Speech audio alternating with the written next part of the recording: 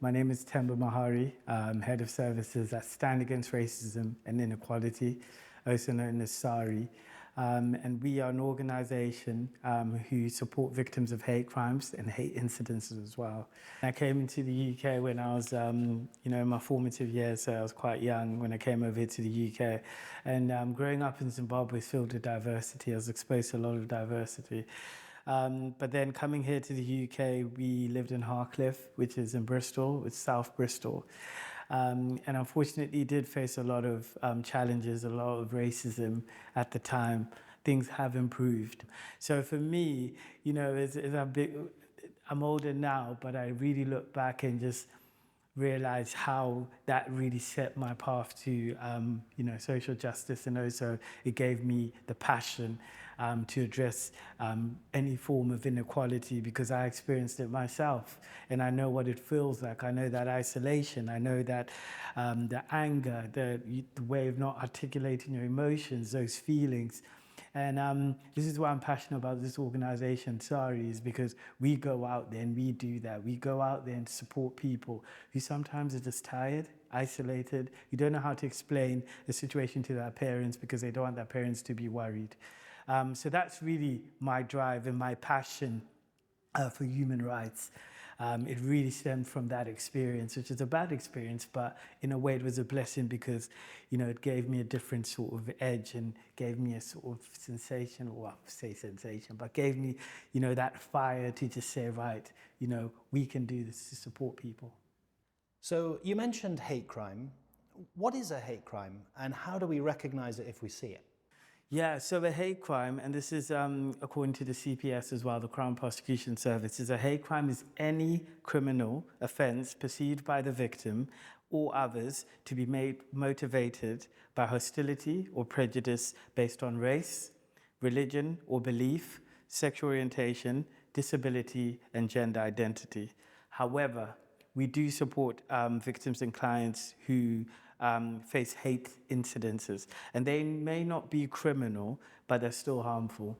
And they can also be reported, and we always ensure that we put support mechanisms in place for them, because it is quite difficult sometimes to navigate those situations. If someone's the victim of a hate crime here in Bristol, how can they access the kind of support that they need? And then secondly, for a volunteer or a member of the public, what can they do to support a victim of hate crime? Yes, so firstly, I always say and always remind individuals to report it to the police. So important to report any sort of hate crime to the police. But also, SARI, we're here to support individuals. You can come into our offices. We're open Monday to Friday between 10 o'clock and 4 p.m. Those are our core hours. Or you can give us a phone call. We'll share our phone number with you as well, and you can ring us. And we always have a duty case worker who's available to take any referrals.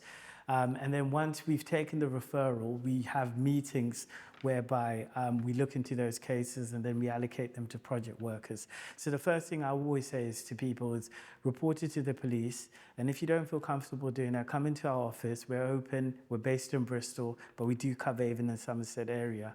You can make a referral by going on our website. And sometimes we really encourage volunteers and professionals to do it that way. And finally, Temba, if someone is a witness to racism, perhaps just in an everyday context or in their workplace, how can they respond to that? And when is it right for them to intervene or to challenge that behavior?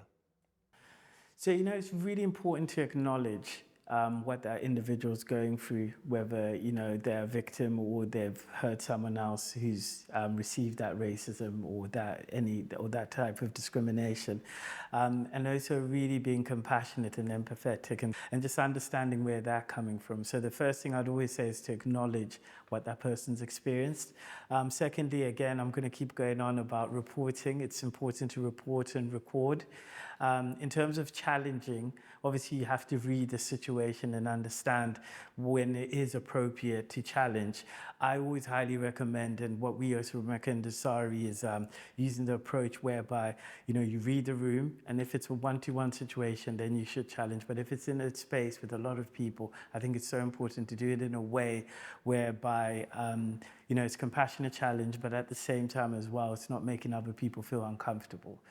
And one key thing I think is important to highlight is to follow up on something. So rather than just acknowledging, reporting and recording a situation, is to follow up. So maybe a week later, a day later, to check in on that person, because the reality is that, we address situations and address issues, but then we don't follow up and check in on the person. So I think that's really, really important to highlight.